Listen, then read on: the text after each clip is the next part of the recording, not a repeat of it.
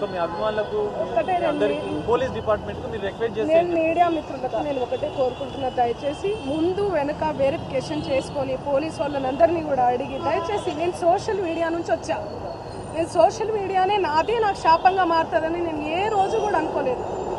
నేను ఒక ఆడపిల్లని, దయచేసి చెప్తున్నా ఇందులో నా ఇన్వాల్వ్మెంట్ ఉంటే మళ్ళీ చెప్తున్నా, మీరు ఏం చేసినా నేను పడ్డానికి సిద్ధం, నేను ఎక్కడికైనా వస్తాను. కానీ అనవసరంగా నన్ను దయచేసి బ్లేమ్ చేయకండి ముందు వెనక తెలుసుకోకుండా. ఇందులో నా ఇన్వాల్వ్మెంట్ 1% కాదు కదా, 0% కూడా లేదు.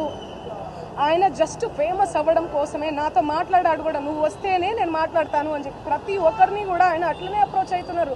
సెలబ్రిటీస్ని నేను కనుక్కున్నాను కూడా, ప్రతి ఒక్క సెలబ్రిటీ ఇదే చెప్తున్నారు. రిటర్న్ డబ్బులు ఇచ్చి మరీ ఇంటర్వ్యూ చేయించుకుంటాడట ఆయన, అంత పిచ్చి ఉంది ఆయనకి. ఆయన ముందు వీడియోలు వినండి. అండ్ ఈ కేసు సిఐడిలో ఆల్రెడీ నడుస్తుంది, 1 year నుంచి నడుస్తుంది. 3 years నుంచి వాళ్ళు ఈ దందా నడిపిస్తున్నారంట. వాళ్ళందరూ కూడా బాలాజీ నాయక్, మధు నాయక్, ఇంకెవరెవరో హేమకాంత్ రెడ్డి, ఇంకోరు ఎవరెవరో ఉన్నారు. వాళ్ళంతా గొలుసు కట్టులా ఉన్నారు వాళ్ళు. నాకు అసలు తెలీదు.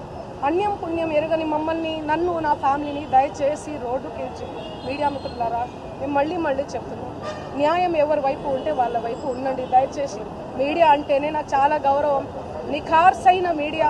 దయచేసి చెప్తున్నా, మళ్ళీ చెప్తున్నా, వాస్తవాలు చెప్పండి, అవాస్తవాలు వద్దు.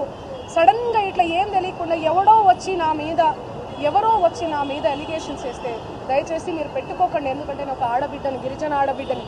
ఎవరెవరో పడనోళ్ళు మా ప్రోగ్రామ్కి రాలేదు, అంత పలుప, అంత ఓవర్ యాక్షనా, ఏమేమో ఉంటాయి. వాళ్ళు వచ్చి పడదు అని చెప్పి ఏదేదో మాట్లాడుతుంటారు. మీరు అట్లా పెట్టుకోవడం చాలా తప్పు. దయచేసి మీడియా మిత్రులు, నా ఫ్యామిలీ లాంటి వాళ్ళు, నా ఫ్యామిలీ మీడియా అంటేనే నా ఫ్యామిలీ, నేను కూడా ఒక జర్నలిస్ట్గానే వచ్చాను. కానీ ఎవరిని ఏ మాట అనకుండా నా కష్టాన్ని నేను నమ్ముకొని, నా పాటను నేను నమ్ముకొని ముందుకెళ్తున్నాను. నా మీద పార్టీ ముద్రలు వేసినా కూడా నేను వద్దు ఈ పార్టీ అని చెప్పి అప్పుడెప్పుడో ముందుసారి సిచ్యువేషన్ని బట్టి వెళ్ళి పాటలు పాడిన.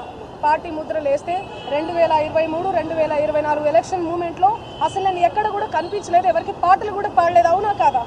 మీరు సెర్చ్ చేయండి. మళ్ళీ చెప్తున్నా, నాకు వద్దు, నా పాట ముఖ్యం. నాకు వద్దు ఈ పార్టీలు, పార్టీ జెండాలు, ఈ సుబ్బు లాంటి ఫేక్ ఎలిగేషన్స్ వద్దు నాకు ఇవన్నీ. నేను